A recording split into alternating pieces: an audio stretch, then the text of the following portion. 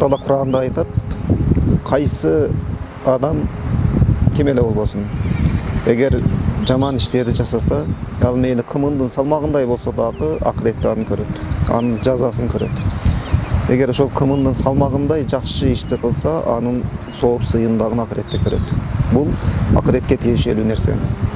Бирок көпчүлүк амалдар, көпчүлүк иш аракеттердин жазасын дагы, анын сыйлыгын дагы Алла Таала бизге бул дүйнөдө көрсөтөт, бирок биз аны көпчүлүк учурда байкабай калабыз. Мисалы, кайсы бир бала ата-энесине тилин албай, ата-энесине жаман мамиле кылса, ал өзү балдарынан ошол мамилени көрмөйүнчө бул дүйнөдөн өтпөйт. Же жөнөкөй эле мисал, коомдук унаада бирөө аксакал адамга бир жаш бала орун бербей койсо, мисалы, ошого тиги киши нааразы болуп калса, ошонун нааразылыгы үчүн бул бала ошондой бир жаза менен сөзсүз бул дүйнөдө жазаланат.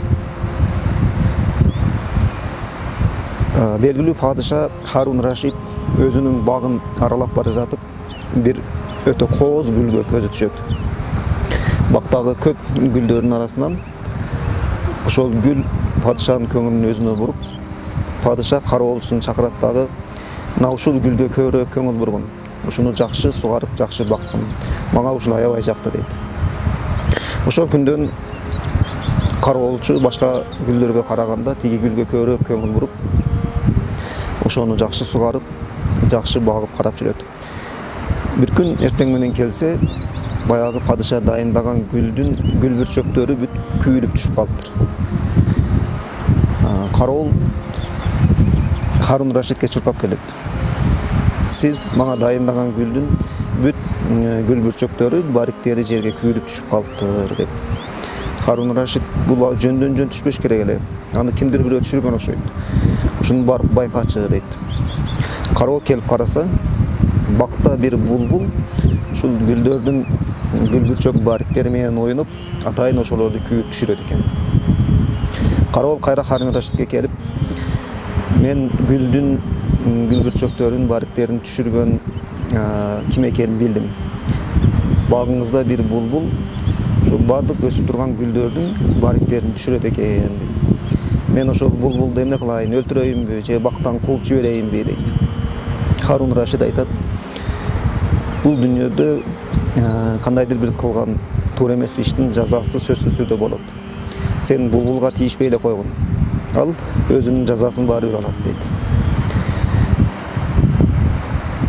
Эртеси кароол бакта келе жатса, баягы булбулду бир жылан жеп жатыптыр. Ошону көргөндө баягы Харун Рашидтин сөзү эсине түшөт дагы. Харун Рашидке кайра чуркап келет. Келип, кечеги сиз жакшы көргөн гүлдүн гүл бүрчөгүн түшүргөн булбулду бир жылан жеп жатат. Мен эмне кылайын, жыланды өлтүрөйүнбү же бактан кууп чыгайынбы дейт. Харун Рашид айтат, жок, сен жыланга тийишпегин. Ал ушундай булбулдай болгон жакшы сайраган чымчыкты жегендиги үчүн ал сөзсүз бир күн жазасын алат дейт. Арадан бир канча күн өтөт, бир күн кароол бакты сугарайын деп кетменин көтөрүп келе жатса, алдынан жылан чыга калат, кокус. Коркуп кеткен кароол кетмен менен жыланды башына чаап өлтүрөт. Өлтүргөндөн кийин анан эсине түшүп, Харун Рашидтин айтканы эстейт дагы, ага келип, мен сиз айткан жыланды өлтүрүп койдум кокустан. Эми мен эмне кыласыз, жазалайсызбы дейт. Харун Рашид айтат, жок, сен Алла Таала бир күн сага мунун өзүнүн жазасын берет. Арадан бир канча күн өтүп, Харун Рашидке тиешелүү болгон бир буудай таласы бар экен. Буудайлар аябай бышып, данын терип ала турган убак болуп калган учурда бир үйүр жылкы келип, данды бүт сапырып тебелеп кетиптир. Аны караган кароолчу жок болуп калат. Харун Рашид аябай ачууланып, кароолчуну зынданга салууга буйруйт. Желдеттер кароолду зынданга алып жөнөгөндө, кароол Харун Рашидке кайрылып, биз бир үзүлбөгөн тизмек менен келатабыз. Эң биринчи сиз жакшы көргөн гүлдү, булбул гүл бүрчөгүн түшүрдү эле. Анын жазасы аны жылан жеди. Андан кийин жыландын жазасы мен аны өлтүрдүм. Эми менин жазам болуп, мени зынданга салганы жатасыз. Эгер сиз мени зынданга сала турган болсоңуз, демек сиздин дагы бир күн Алла Тааладан көрө турган жазаңыз жакындап калды.